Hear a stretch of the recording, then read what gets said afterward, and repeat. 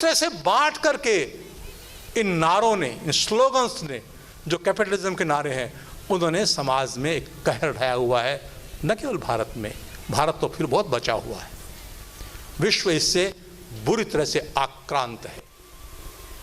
अभी एक अनुभव बताया अनिरुद्ध जी ने कि वो विदेशी लोग घरों में रह के आए तो उन्होंने क्या देखा, यानी उनको आश्चर्य हुआ।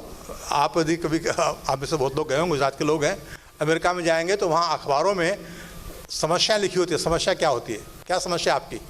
तो समस्या ये होती है कि मेरा बेटा 18 साल का हो गया, अभी घर में ही रहता है, खाना भी खाता है, पैसा भी नहीं देता है। This is my problem. कि बेटी जवान हो गई है, घर नहीं छोड़ती है, घर में पड़ी रहती है। यानी जहाँ परिवार संस्था की हालत ये है, और उसके कारण से आज अमेरिका का समाजशास्त्री परेशान है कि वहाँ किशोर अपराध बढ़ रहे हैं।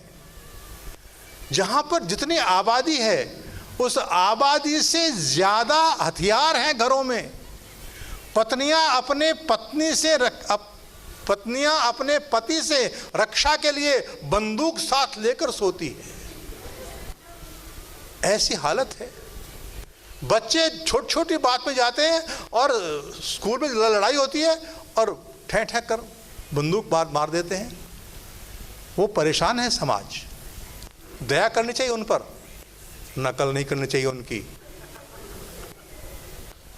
बहुत परेशान में है वो। लेकिन दुर्योग कैसा है? दुर्योग ये है कि हम अपने बच्चों को फीस देकर ये पढ़वाते हैं कि भारत एक पिछड़ा देश है। हम पढ़ाते हैं उनको कि भारत एक पिछड़ा देश है, और यूरो अमेरिका ये विकसित और अगड़े देश है।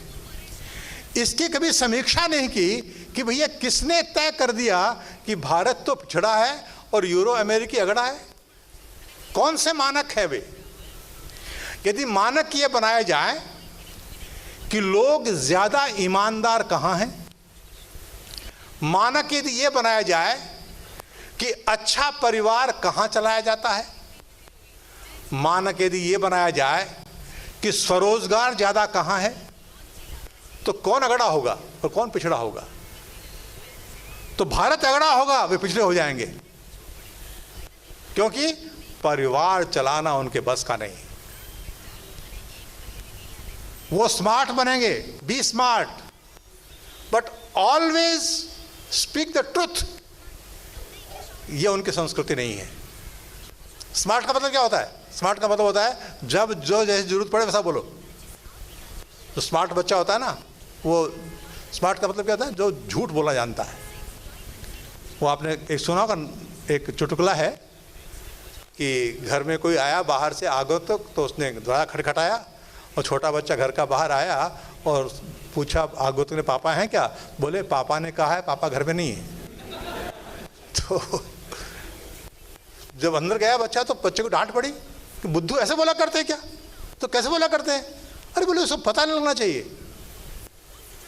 तो झूठ बोलना एक कला है, वो सिखानी पड़ती है। सच बोलना कला नहीं है, सच बोलना सहजता है। बच्चा सच ही बोलता है।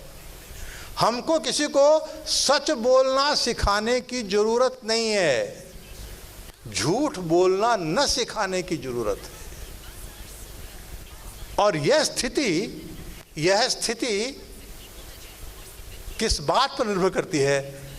निर्भर करती है कि आपकी अर्थव्यवस्था क्या है, आप रोटी कैसे कमाते हैं, आप खाना कैसे खाते हैं, आप उपभोग कैसे करते हैं। तो आज एक स्थिति है जिस स्थिति के कारण से भारतवर्ष बचा हुआ है बहुत सी बातों से। उसका बड़ा कारण यह है कि आजकल 3 शब्दों का प्रयोग होता है अर्थशास्त्र में।